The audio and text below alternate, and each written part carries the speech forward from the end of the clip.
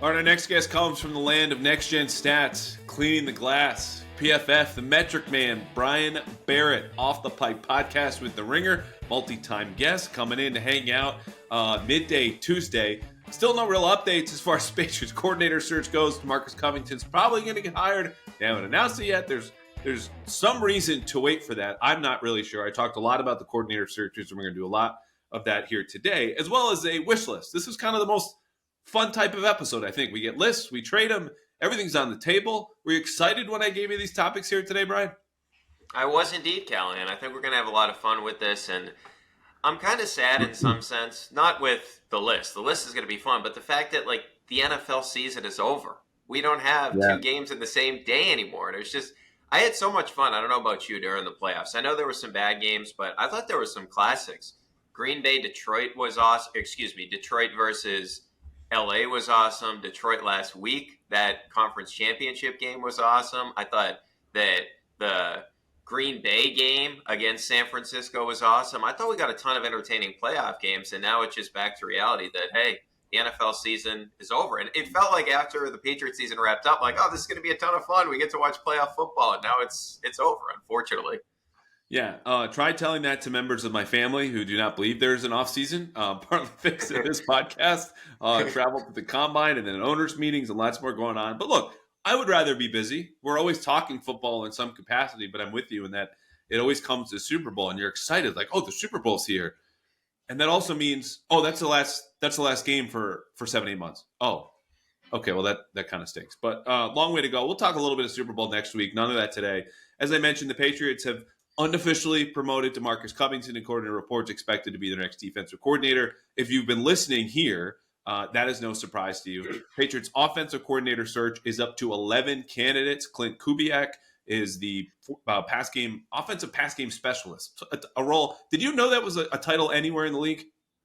No, I didn't, but if he's somehow related to the Shanahan tree, and of course we know that he's related to Gary Kubiak, who's his father, correct? So yeah. when you look at it from that angle, that feels okay for me that they're interviewing a guy that's connected to Shanahan, because everybody that works for Shanahan McVay, they're good at their job. So I'm okay with it. But what was Mike McDaniel? Wasn't he run game coordinator or something? Well, those have become more popular, and I think a way that allows coaches to, give unofficial promotions. Like, you're not just the running backs coach, you're coordinating the run game, which is still revolving around the running backs. But when I read that title, offensive pass game specialist, it struck me as something Stephen A. Smith would say, reaching for words when he doesn't know the coach's exact title. And so he just makes one up. It just screams the source. The other guy who they interviewed or plan to interview, Raiders pass game coordinator, Scott Turner, used to be the OC in Washington. Before that, interim OC in Carolina and quarterbacks coach in Carolina.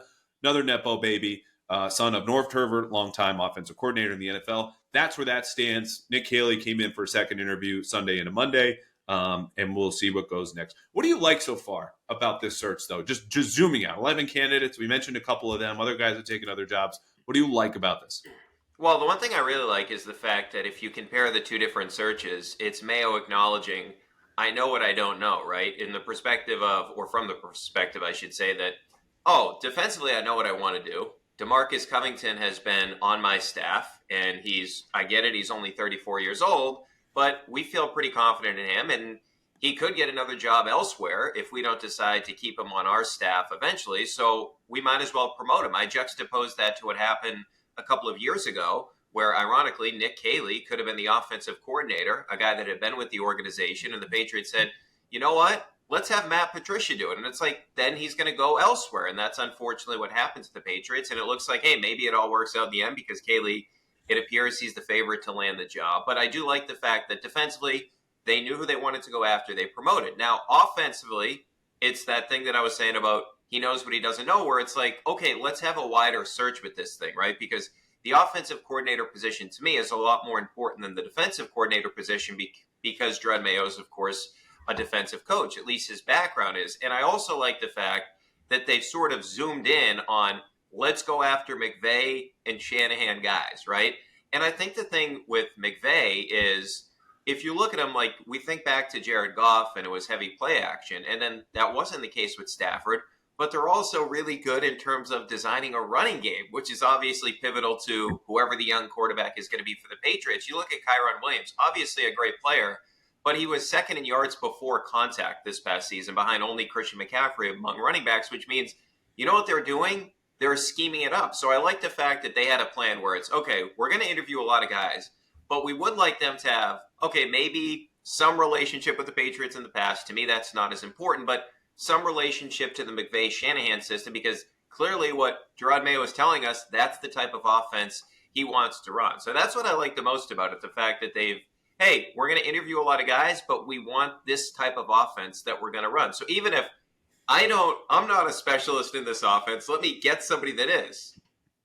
I like it. What do I like? I like that it's expansive, as you said. There is a focus here, loose focus, I would say, because, if you're just throwing darts at a list of offensive coordinators in the league, good chance, or let's just say offensive coaches, you land on a McVay or Shanahan guy, because that's become the more popular in vogue system. That's just how football is being played right now in 2023, 2024. I like that there is a focus on pass game coordinators, quarterbacks, tight ends, guys who have not obviously been coordinators for the most part, but are in a position to make that leap because they see the game from a big picture. They're either teaching it through a quarterback's eyes, or their position group with the tight ends like Nick Caley, as everyone has probably told you by now, involved in pass protection, run blocking, obviously pass routes, where it all ties together through only two positions, quarterback and tight end. What do you dislike about this, though? So the number one thing I dislike about it, and I don't know if this is something that they can control or that something that will happen in the near future. So even if it isn't, not to go off topic a bit, related to just the coordinator thing, if you think about it now, so Mayo's going to be a first-year head coach at 37. Caley's going to be a first-year offensive coordinator. We assume that isn't done yet, but at 41? And Covington is going to be a first-year defensive coordinator at 34.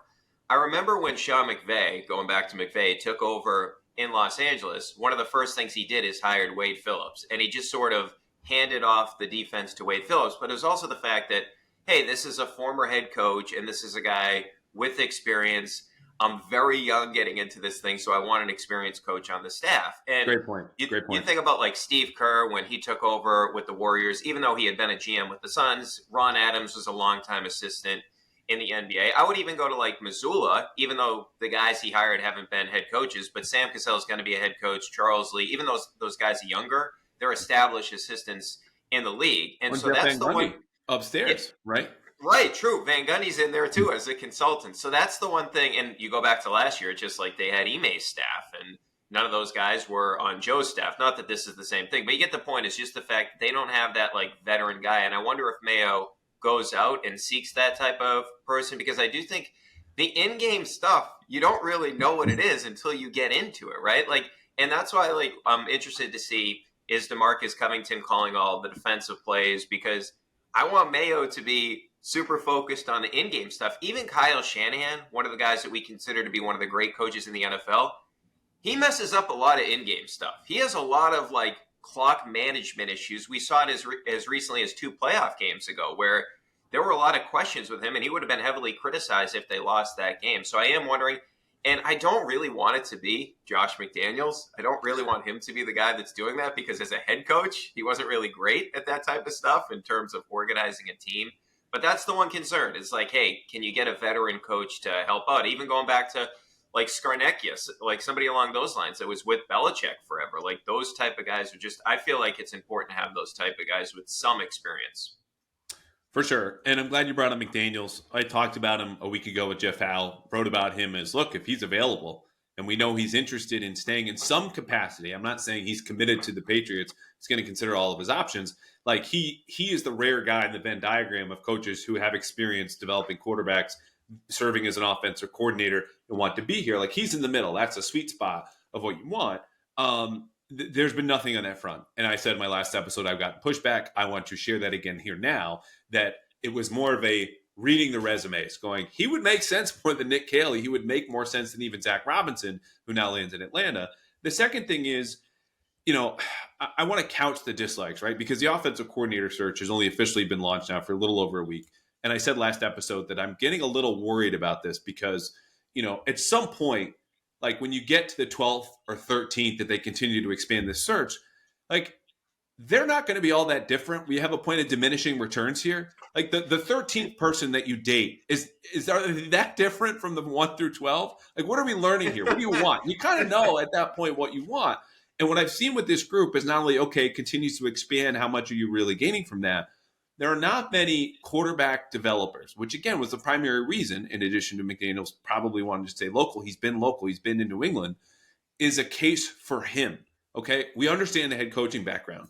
And when I look at this list, Caley didn't develop any quarterbacks. Zach Robinson coached quarterback. He played quarterbacks, not on the table anymore, but never really developed anyone. Shane Waldron was a big name, maybe the top name on this list. And they got an interview with him, but he bolts to Chicago. And so, again, it is a little bit early. I'd say in a couple days, if you want to raise some red flags, sound some alarms, I'm fine here. They're just trending in a direction where I don't see a lot of guys who have a history of developing quarterbacks. The big fish have all swam off to other different areas. And then you're looking for guys in this tree, but you're not settled on any of them yet. Like it's in this weird gray area where I want to make sure that I'm clear about the lack of inactivity. I don't think is a problem as far as signing someone, because you'll get panic everywhere. Like, listen to talk radio. They're just upset they don't have anyone concrete to talk about. Why haven't they signed anyone? I'm just saying the people that they have talked to, what is it, Gerard Johnson, the Texans quarterbacks coach? I look at him, who's developed quarterbacks. Can you name any other? Like Clint Kubiak even worked with Kirk Cousins when he was the OC in Minnesota. Like, there just aren't many guys that go, Tanner Engstrom, the pass game coordinator from Detroit, really developed Jared Goff. How much of that was Ben Johnson? Those are my concerns, is the best way to put it here early. Do you think part of that is the reason they're bringing in so many guys is they can be like, look, we're hiring Nick Caley and he beat out 13 guys. We talked to 13 people, and because everybody linked Nick Caley to the job right when Gerard Mayo had taken over. So maybe that's part of it, where they're like, hey, look at all these guys we had, and Nick Caley was the best. I do wonder, you bring up McDaniels, and I will give him credit on this point, is he did really help Mac in his rookie season. Matt Jones was a pretty good quarterback in his rookie year. So that there is that connection there. And then the other thing I would say, though, about McDaniels, say the hypothetical is that Caley gets the job. Would McDaniels want to do something else that is not offensive coordinator? And if so, would that be all right with Caley? Would he feel like, oh, I don't have the power with the offense, right? If Josh McDaniels is, say, some sort of advisor to the head coach in Gerard Mayo, would he sort of overrule what Nick Caley's doing? So I wonder if that's part of it, too. Can you have McDaniels and a guy that's trying to establish himself as a young coordinator, and then you have Josh McDaniels talking to the quarterback, too? So because Josh McDaniels, say what you want as a head coach, which he was horrible, but maybe that would be something where it's like, hey, we're trying to install our system, and Josh wants to install his system, which obviously we know is different than what Shanahan and McVay like to do. And it's really, in the Brady era, it really morphed into different things from year to year and even from game to game. But I wonder if there's too many chefs in the kitchen if you have both those guys on staff. That's where I land. And it's not only just the chefs in the kitchen, but it's a guy who, let's say, was forced into early retirement and had a Michelin star restaurant, and then looking over the young chef who's coming up. It's the same reason that I don't think keeping Belichick as a head coach while installing a new GM or promoting one from within really would have worked. Because there's the greatest coach of all time, the guy who ran the show for 24 years, and for most of that had complete control over personnel, being like, you sure about that? You really want to reach for that spice, huh? Oh, that seemed like a little too much salt. That's just not going to work, I think, as far as the day-to-day dynamics in the workplace. And that, I say, from the little that I know about Josh, has got a very commanding personality, runs the room, again, went head-to-head with Brady, as you will with people that you work with, coach-player relationships, held his own, wasn't always right, of course, but it takes a certain kind of presence to do that. And for a guy in Caley, who you mentioned, unofficially passed over in 2022, officially passed over in 2023, didn't get OC jobs with the Jets and with the Texans, and then goes to take a lateral move to Los Angeles after his contract expired. I'm not saying any one of those is, inexplicable. And altogether, that'll probably happen to most coaches. But you wonder if he's got the same profile of someone who comes in, is going to be a coordinator and hit the ground running right away and have the gusto, the presence to say, this is what we're going to do. I don't care what anybody else says, unless you're someone who works directly under me. In that case, I don't know if Josh or Nick would be comfortable with that. But let's get to the wish list. Let's get to some positives here as we wait in the Patriots to hire an offensive coordinator. I told you, be as broad or specific with this if you want. Understanding that if this 3-prong list, which is going to be very basic, and we'll have a lot more talks and conversations and podcasts about the Patriots free agency and draft coming up, but this is the way to dip our toe in the water. If your list goes, I want a new quarterback, I want a new offensive coordinator, and I want a better offensive line, everyone is going to tune out. So what did you come up with? New customers join today and you get $200 in bonus bets if your first bet of $5 or more wins. Just visit fanduel.com/Boston to sign up. That's fanduel.com/Boston. Make every moment more with Fanduel, an official sportsbook partner of the NFL. Like, the quarterback's the obvious one, so I won't say that, but I want Drake May or Jaden Daniels. I'd be fine with either one of those guys. I'm going to tell you this, Callahan. The more and more I watch Jaden Daniels, I'm just like, man, this guy the speed is ridiculous. I can't wait to see what he runs at the combine. And I hope he does run, because I know, like, when Lamar was coming out, it was like a criticism that he's such a good athlete. Like, oh, we should, like, don't run the 40 because people are going to think you're going out for another position. Like, with Jaden Daniels, I think this could actually just, like, help him if he goes out there and he runs like the fastest time ever in the history of the quarterback position. But anyway, I digress. So my number one thing, and this is something that I think I said last year, and I think I said the year before that, get a top tier wide receiver. So you look at the free agents. T. Higgins is out there. Michael Pittman, we'll see if he goes back to Indy. I would expect that. But Mike Evans also, Calvin Ridley would be further down my list. Now, Evans, age-wise, isn't the perfect fit. Obviously, he's 30 years old, and in all likelihood, you're going to have a quarterback that's in his early 20s. But 13 touchdowns, and he was really, really good in that playoff game. And what's unique about Evans is if they don't get something done in Tampa, he's not one of these guys that it's like, oh, maybe he wants to go somewhere and win a ring. He already did. He did that with the Brady guy. He doesn't need one. So if you just give him the most money, like they didn't do with DeAndre Hopkins, maybe he'll come to the Patriots. And then, so I think about Higgins, to me, it feels like he, out of this group, is the most gettable, just because I feel like if you're Indy, I don't know how you don't keep Pittman. I mean, he's top 6 in receptions, top 6 in receptions per game. I just think you have to keep him. But with Higgins, one of the things I look at, 14th in yards per reception, 15.6. The average depth of target was also in the top 30. He's 6'4", and I know at times he can be a contested catch guy, but he's at 5.6 yards after a catch per reception, which was tied for 17th, so he can be a game breaker as well. And the reason I say he's the most gettable is they've already paid Burrow, and they're going to have to give Jamar Chase a ton of money. I don't think you can pay 2 top-tier receivers. So I do think that the Patriots are going to have an avenue to get one of these guys. And to me, I would love Higgins. But if they can't get Higgins, I would settle for Evans, because he can certainly help a young quarterback develop. I mean, having a receiver like that, he catches everything. I know he has some drops, but I mean, you can just throw it up to him throughout the game. Brian, it's very kind of you to settle for Mike Evans, a person who's had 10 straight 1,000 seasons. I love him, man. Yeah, I think it would be a great fit as, I don't want to say a bad ball catcher, but these bigger receivers have a larger catch radius typically, and that helps the younger quarterback who's developing in the league, needs to take more 50-50 shots just to, until he progresses to a point where he's throwing pinpoint passes against NFL defenses. I disagree with you, though, as far as T. Higgins, because I think you made the case for why he will be the least gettable. And it was all the stats you rattled off. So I get that one team competing with 30 others is slightly better odds than one team competing with 31 others if Cincinnati doesn't retain him. But I think you will see the Commanders, the Bears, possibly the Giants, all these teams who need receivers and or have a ton of cap space leap the Patriots in a way that, the philosophy is going to change in the front office without Belichick here. I think they will invest more in receivers as opposed to this, B-level free agents, middle-class approach, spread the wealth, which they've done since Belichick got there in 2000. But that's going to be, T. Higgins is going to be the richest man. He might come in close to the richest receiver contract in NFL history if the cap jumps in the way that we expect it to. I'm not saying he will be that, but somewhere in that neighborhood for a young guy who's hitting free agency a year earlier than most of these first-round players or first-round picks who obviously have the fifth-year option built in. Like, this is going to be T. Higgins sweepstakes. Now, do I think the Patriots should bow out? No. Relatedly, number one on my list, we're gonna start in the not many fireworks here.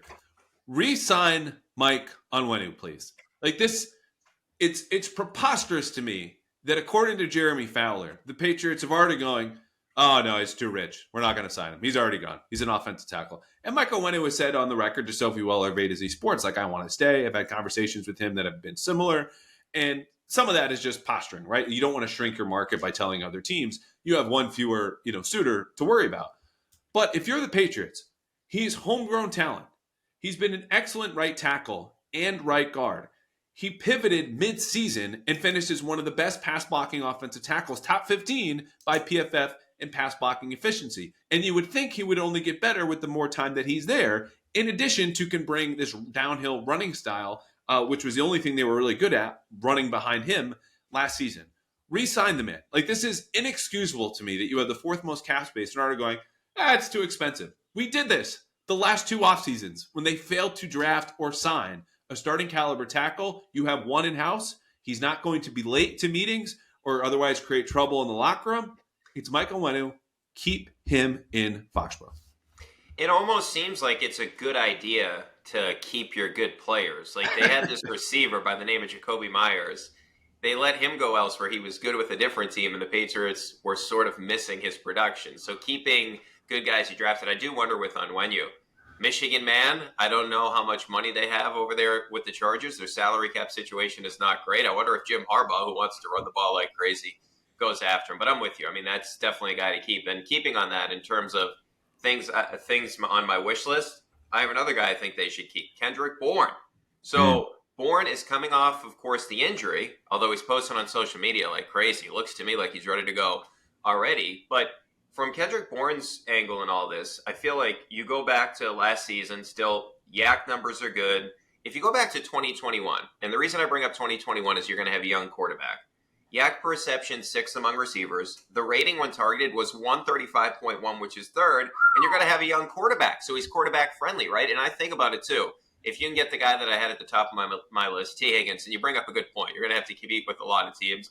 The reason I say that is I think he's the most likely to leave his team. Like, Pittman, I can't imagine the Colts not keeping Pittman because they don't have a Jamar Chase there. So, but the other thing about him is if you bring in a number one and then you have Kendrick Bourne, and then I really like what we've seen with Demario Douglas. I don't want to say you're cooking with gasoline, but you're cooking with a professional receiving corps, which is something the Patriots haven't had for a couple of years. Like, the other thing I would say about Bourne is I don't know how much he's going to command on the open market. Not to say that he's old, but he'll be entering his 29-year-old season off an injury. You may get like a prove-it deal from Kendrick Bourne, and with all the controversy and all the issues that this organization has had over the past couple of years, he enjoys being a Patriot, right? Right? I mean, he likes being here.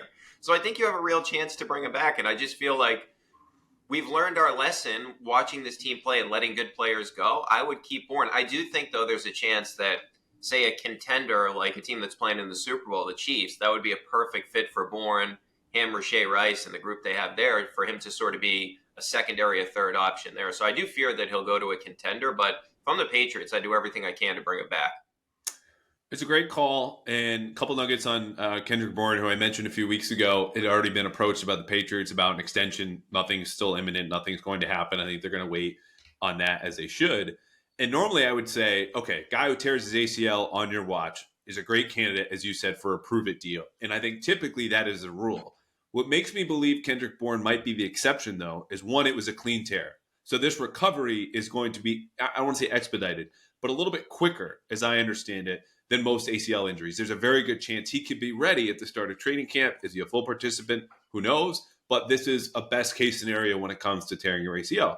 The second thing is, I don't know if he would be willing to settle for less than what Juju Smith-Schuster got last year, because you just look and go like, I stopped playing halfway through the season and my numbers were all better than his, and he only got hurt and was ruled out for the last few games. So what does that say to you? How do you value me as somebody who can play inside and out and is a similar player from a yak standpoint? The last point is, I think there are a lot of offenses, given his experience in San Francisco.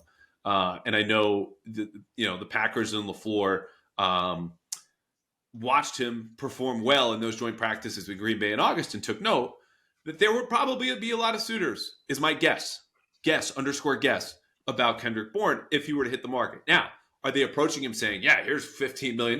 No, of course not. But I think the Patriots' competition could be more than expected for a guy like that. And let's stick with the receivers. Let's set off some fireworks here. 1, 2, 3.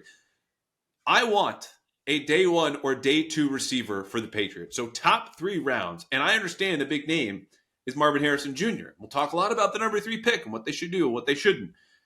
Obviously, Marvin Harrison Jr. is someone who should just be in the Hall of Fame already. He doesn't need to play a snap. We talked about this enough. He's the greatest receiver to ever play. Oh, no, that was his dad, almost.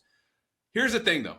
He is one of several receivers at this top of the draft that is worthy of your attention. Rome Odunze from Washington is going to go in the top 10. You stay in the first round. Malik Neighbors, LSU, is another top 10 pick. Let's go outside.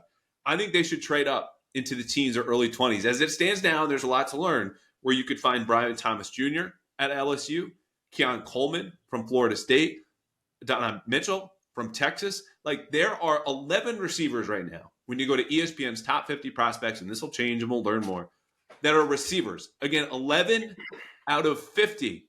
That's over 20% of the best prospects, as we understand it right now in this draft, are receivers. Go get one. Make it happen. That's number 2 on my list. That's interesting to me. So, by the way, another point that I want to make briefly on Kendrick Bourne, he's like one of my favorite guys. Him and Derek White. Like, I'm the president of both their fan clubs, so it would just hurt me to see Kendrick Bourne leave. But to are your you point, collecting dues in the Derek White fan club? Because I feel like that has hit its power. I hope you're making a lot of money running what is just an ever expanding club. You should be getting membership fees. We meet every Tuesday. My brother and his girlfriend actually got me a Derek White jersey for Christmas. So I haven't been able to wear it yet because it hasn't been, warm enough. But in the summer, I'll bump that out. Let me ask you this, though, on that receiver point. Mm-hmm. So you're saying use future draft capital or a pick this year and a pick in the future, still stay at 3, trade up. What about if Brock Bowers fell out of the top 10? Would you go after a tight end or use strictly receiver? Because I feel like now, like all these teams that have elite tight ends, like what Laporta does for that offense in Detroit. Obviously, we know about Kittle. Historically, what Kelsey's been able to do. Like these tight ends across the league have been, there's only a few of them. But if you have one of them, it feels like it sort of elevates your offense to a totally different level. Would you be willing to trade up for Bowers or strictly receiver? Sure. I don't think, based on the very little I've read about Brock Bowers, and I understand, I've watched him all 3 years he was at Georgia and understand his capability and what's, the scouts are saying. I don't think there's a good chance he falls outside the top 10, but you make a great point. Like when you include Mark Andrews, who I know was injured for much of the season in Baltimore, all 4 of the last team standings had impact tight ends. And it's obviously, for the most part, it's run blockers as well as receivers and the kind of gravity they have over the middle of the field where you need to win in the modern NFL. So, yeah, of course, I'd be up there. I think he's more of a receiving tight end. He's not really known as, this 6th offensive lineman. That's not the position as much. Hasn't been for 10 years in the league. But, yeah, I definitely consider Brock Bowers. Yeah, and you're probably right. He doesn't get outside the top 10. But even like what Njoku, when he started to play well, when Flacco was there, what he meant to that offense. All right, so I'll get to my last one in terms of my wish list here. I do want a uniform change. Okay. Yes. Ideally, I'd like to go back to the Path of Patriot. Second on my list would be the Bledsoe 90s. Third on my list would be the Brady era ones are just clean. They're not my favorite uniforms, but I'm just at the point now, or if you want to switch something else, but I'm at the point now where you look at these uniforms and they're just wearing the Color Rush uniforms from a couple of years ago as their primary home uniforms. I think they're atrocious, and especially when it's like the all navy. I talked to James White about this on my pod. He's like, yeah, we thought they were cool for the Color Rush, but not wearing them every game. Like every once in a while, okay, but I hate their uniforms. I think they're in the bottom 5 of the NFL, okay? Dress like you want to win. Look at the Niners, some of the best uniforms in the NFL. Heck, I like the Chiefs uniforms. I wouldn't put them in the top 5, but I don't know. I can't watch these uniforms anymore, Callahan. I just think they're horrible. Now, the white ones aren't as bad, but I don't know. They look like they're like youth football uniforms or something along those lines. I want to know like the origin of who decided to switch to these. Like who thought these were better uniforms than the Brady era Patriots ones. And like I said, I don't love the Brady era ones, but they're at least I did really like the white away uniforms during the Brady era. I didn't love the home ones, but who thought like these uniforms look good? I can't imagine who thought this is a good idea. Really quickly, because I found I'm in a shrinking minority with this. What did you think of the silver tops in the early Brady era that they wore Sunday night against the Cowboys in 2003? I think they played the Bengals with them on, maybe in 2004. Like it was an alternate shimmering silver jersey. Do you remember those? Yeah, you would want that as a primary, though? I'm just asking what you think of them. Oh, they're all right. I mean, I didn't hate them. I didn't love them, though. I love them so much. Like neutral. Really? That is a prime example of an alternate, and I think this goes for most alternates where you're right. You like it because it's a changeup. The friend who you're going to go out, until 2 or 3 in the morning, it's going to be a guaranteed great time. But if you went out with this person every single night, you would be broke and sitting for certain meetings, introducing yourself every time you stood up and had something to say. So I don't say that to bring the silver ones back. I say it because I agree with you. The reason that they changed to these uniforms in part was to separate the Brady era from what was coming up and move on. And I think it was easiest just to take what they had been doing as an alternate and move forward. But the Belichick era just ended. You're absolutely right. It is time for a new uniform. I would say this, though, speaking of silver, not up top, but down below. Would you settle for just the silver pants as a change up, but keep the tops as is? It's better than what they have, but I wouldn't settle for that. I want more. Okay. I want them to really work on this. And by the way, they really did separate themselves from the Brady era, not just the uniform. They certainly found a way to do that. But if you're telling me like that's the only choice, hey, go to silver or stick with the all blue, then yeah, I would take that over what they have right now. Those are better looking than the all blues. The all blues are just, they're hideous. They're an eyesore. Okay. Yeah, not good. All right, my last point, and I've run out of fireworks because we're going from young 20 greatest athletes in the world playing professional sports to old men who sit in offices. I want consiglieres, Brian, for the coaching staff, for the front office. I want guys who have been in those roles before and spoke exactly what you were talking about, I think loosely, when it came to Josh McDaniels. It's just kind of a consultant, a sounding board. I know what this is supposed to look like, but I come from a different background. So the coaching staff, a couple easy names off the top of my head. David Shaw, former Stanford coach, took a couple of interviews for head coaching jobs, a lot of history developing quarterbacks, obviously mostly been in college, but that's a guy I would keep on retainer. Say, hey, come out for training camp, come out for the preseason, maybe fly once out or twice. We can also Zoom, which these guys in front offices now, ex-GMs, do a lot of this work from home, where they join in at certain scouting meetings. Be a consultant. Jim Caldwell, hey, if you want to move to Foxborough or Boston, we'll have you. He's done this before. Yeah. Lovie Smith is another name, more of a defensive guy, but understands the dynamics of a whole staff and can be there for Gerard Mayo. In the front office, the names are fewer, but I think someone like John Robinson, former Titans GM, obviously former Patriots executive, could come in, do the same thing. Scott Fitterer in Carolina, he came up in Seattle scouting system, and I understand the Panthers were a disaster and all that.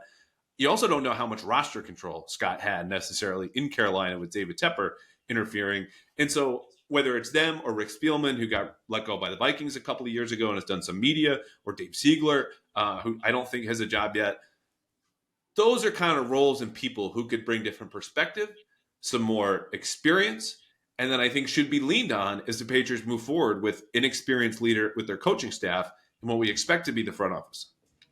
Yeah, when you mention the front office thing, do you think Pioli's off the table because of the relationship with Belichick? No, I don't, because he has a very good relationship with the Crafts and has been involved with their search process. So I think he's there. I just think Thomas Dimitroff is another name who might fit in well. I think Pioli's just a little too far removed for my liking. I understand he worked with Dimitroff in Atlanta, so I guess their timelines are similar in that. But Dimitroff at least was GM for much longer, had more power and sway there than Pioli did, who's since been doing media. And Dimitroff has a little bit more, I guess I can't say this for Scott definitively, but the Falcons were very invested in, some data-driven decision-making and, analytics. So I think me saying that makes Thomas Dimitroff shoot to the top of your board, yes? Yeah, I like him now. I mean, can they hire him tomorrow, or what's the deal here? What's the holdup? How has he not been hired? What do you think about that generally? Like, aside from Scott Pioli, just a consigliere, a consultant. I like the idea because I think they need more people on the staff and in the front office with experience. And I would like to bring somebody, speaking of the front office thing, from the outside in. I know Elliot Wolf has the background, of course, of he just came to the Patriots a couple of years ago, but a lot of these guys like Matt Groh's been here forever. So I do like the idea of bringing in a voice from the outside. The other thing I'd say with that too is just, I think you can say that with like the quarterback too. I know all these guys have like their quarterbacks coaches, but can you have like maybe, hey, Kurt Warner's like looking at somebody's film, or somebody that's involved as an analyst? Can they also just help out some of these young I know a lot of them already do, and a lot of these guys have, who's the big one? Palmer's brother. I forget his first name, but. Oh, yes. Carson Palmer's brother. I forget his first name off the top of my head, but Jordan Palmer. I know he coaches like a bunch of these guys when they're coming out of the draft. I believe he's Josh Allen's quarterback's coach still, if I'm correct on that. But my point being is, like, if the Patriots staff looks the way it's going to look like, there's probably not going to be like an ex-quarterback on the staff that can help them out. And if you don't have Josh McDaniels with all that experience, it would be nice to get like somebody that actually played the position to look at it. Heck, maybe they can get the Brady guy to look at it once in a while. The Brady guy. George Whitfield is another name. I mean, that goes back years, and I only say because he was close with Cam Newton when Cam was here. And I had heard just strictly rumors, nothing, solid or certainly not to be aggregated, that George was angling for a job on the staff back then. Did not happen, of course, but, it's only so often you get to discuss these private quarterbacks coaches so often on the podcast. And so ends the George Whitfield segment. All right, you only have a couple more minutes. Let's end on something fun. Bill Belichick has just called you, Brian. He says, you work for Bill Simmons. You work for The Ringer. You're a media expert. You've been on the radio side. You've done the podcast side. I'm trying to figure out what I'm going to do next. And it doesn't look like I'm going to be a head coach in 2024, but I'm going to buy my time. I'm going to do some media. Mock up the best job for me, Bill Belichick, to accept or push for in 2024 before I re-enter the coaching carousel about 11 and a half months from now. Okay, so a lot of us in the media do different things, right? Do some TV, do some podcasts, do some radio. So I have 3 jobs for Bill because he's a busy guy, right? So after he spends the summer with Nike, is at Martha's Vineyard, he wants to get back into it. So the first one is he can join the boss, Bill Simmons' podcast, The Ringer. They just lost Doc Rivers. Bring in Bill for football season, so you have that longer form where he can explain more things. And I'm sure he'd be great as a storyteller. Number 2 is join one of the pregame shows. Now, I would not put him with Gronk. I love Gronk. I don't think that Gronk is very good on TV. He sounds like a robot out there. But CBS, I feel like it feels like there's momentum with there's going to be changes there. I would like him to be on a pregame show with a former player during the Brady-Belichick era. So Peyton Manning, I know he does his own thing, but that would be cool to hear them talk about plays. Same thing, like he loves Ed Reed. Ed Reed's like his favorite player ever. Because I don't think he'd be an in-game analyst just because he doesn't have the necessary energy to be able to do that. Like I can't see Bill getting excited like Greg Olsen, who I think right now is the best NFL analyst. Like I can't see him getting excited like Greg Olsen. Now, Romo's completely over the top at this point in time, but I just can't see that. And the last one is this, and this is maybe the most juicy, is you're doing these 2 things, but you're a consultant with the Eagles, the Cowboys, or the Bills. Because then, at least from a storyline perspective, from a narrative perspective, we're like, oh, hey, Sirianni was kind of on the hot seat. McCarthy was kind of on the hot seat. Sean McDermott, that guy's got a lot of issues over the past couple of years with his team, including some of the speeches he gives to his team at training camp. Could Bill take over one of these jobs? It's a great call, and that is why I have cleared Bill's calendar as his consultant, media consultant, Monday through Friday, so he can angle with the owners. He can go to visit practice. He can take phone calls, fly in his private jet, leave to Nantucket, and do whatever he wants. I say, you, friend, just have to work Saturday and Sunday, and then do your film study for these appearances, because you'll have 2 jobs under the Andrew Callahan plan for Bill Belichick. I'm staring at my phone, Brian. I think this is going to come. I think it's going to happen anytime. I just want to be prepared for Bill when he calls and asks me this. And so the first one is you are going to join Sunday NFL Countdown with ESPN. Friend of his, Adam Schefter. Teddy Bruschi is on that set. And as I said, it's a little too crowded. Bill makes a simple demand. He says, get Rex Ryan the hell out of here. I'm taking his seat. I'm sitting right then. Oh, and this is a 3-hour show? No, I'm working 1 hour. And 15 minutes of this hour, we are bringing in the Bellustrator. So it's something he knows. It's something he's familiar with. He could even have Scott Zolak as part of this pitch because he and Zoe are close. And I'm going to rule this segment, and I'm going to pick the defenses and the offenses and the players that I want to break down. We're all going to sit and watch, and it's going to be phenomenal. Because Bill, wherever he lands, is going to be excellent in media. So he does an hour countdown, and that's it. And he can fly from Nantucket, and he's already there. All things work out there. On Sunday nights, Peacock pitches in and says, hey, we know what they're doing over there at ESPN, but they're got a guy. It's Peyton Manning and Eli Manning for the Manning cast. We want the Belichick cast, okay? And it's going to be you, and it could be Zoe, or we'll pick somebody else, and we'll have this alternate stream from all these people who signed up for that Dolphins-Chiefs game and still forgot to unsubscribe. They'll just keep it now because you are going to be doing what they do on the Manning Cast, but better, okay? And you will have complete control over the rewinds, the plays, and anything you want to highlight. And he will dominate that space where it's minimal travel. He can do this from his home in Nantucket, or he can stay at ESPN and says, look, you just have to rent out the studio. I'm sorry, that's the deal. I'm Bill Belichick. And they do this on Peacock on Sunday nights. And then he goes back Monday through Friday, calling up Jerry, speaking with the guys of the Eagles. Oh, Terry Pagula, yeah, Sean McDermott, 2-4. Yeah, well, just you know where I'm at. And he gets to do whatever he wants during the week. But Saturday and Sunday are taken up by ESPN and Peacock in a separate stream, which is not a unique idea. But I think that's a sweet spot for him, what he wants to do. What do you think? I absolutely love the Peacock idea, and I will admit that I use somebody else's password for the Peacock playoff games. It's like one of the only streaming. Yeah, it's one of the only.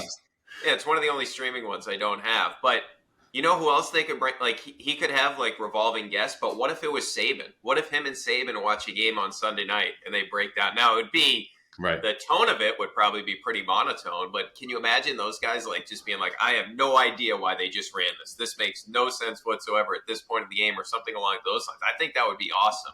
Bill, like in that setting, that's what he needs to do much more than the actual game because he doesn't have to have the necessary energy, but that would be for the viewer, like seeing what Bill is actually seeing and you're like, whoa, like this, how does he know this is going to happen? Or how did he know that it would work out that way? I think, You know what? I think that would help him get a job. Like we all thought, yes, and that's the other part of this is rehabbing the public image, bringing in ownership. Like he only got one interview. That's what it was. It was Atlanta, and they passed on him. So there is a purpose to this aside from collecting a paycheck and staying in the game to rehab your image because owners are nothing but fans with controlling interests. And it's a great point. He'll need a play-by-play guy, someone to carry that Belichick. There's a way to do this, right? It's a Belicast. There it is. That was staring me in the face, and I skipped over it to just spit out Belichick cast. The Belicast, I'll do it with him. He'll need a play-by-play guy, someone to bring that juice. Now, this guy is busy in the studio, does a great job, but he's familiar with Bill. And he has a twin, also in media. Devin and Jason McCourty on the Belicast. Who do you think of that? I like it. I think that Jason McCourty was like the breakout NFL analyst this season. I know he's been doing Good Morning Football for a couple of years, and I know Devin McCourty, obviously that'd be easy because he's already under the NBC umbrella. But I thought Jason McCourty, the first game I heard him call was the Dolphins-Chiefs game. I can't remember. Was that Germany, wherever it was? Remember, it was like the early game? Excellent. And I didn't know he was calling the game. I'm like, man, he is awesome. That would be awesome. Those two guys, and even if it was just one of them, I know obviously him and Devin have worked together a lot longer than him and Jason McCourty, but either one, like both would be awesome. I think they're both really good. And the one thing I'll say about the NBC pregame show, there's too many guys. Like I want to hear more Devin McCourty. I've had enough of Jason Garrett. Like I really don't need him. He says the most obvious things. It's like shocking he wasn't a great coach. Yeah. Shocking though that he and Bill are close. They have spent some time in Nantucket and elsewhere, and I'll leave it at that. But hey, maybe I'll reach out to Devin and see if we can pitch this idea to him. I don't know how much he would love doing that. Though, Bill, I have to stress this. If he wants to turn it on, he wants to do a good job. He will blow everyone away. Like we all thought Romo in 2017 was shocking calling out plays. Bill on the Belicast, or Bill doing whatever the hell he wants, is going to be immediately among the best in that role. Speaking of among the best, Brian Barrett, Off the Pike podcast. You can listen to him on the Sox, the Celtics, the Bruins, and of course the Patriots over at The Ringer, doing excellent work. Thank you, sir, for always making the time. Callahan, thanks for having me, man. Enjoyed it.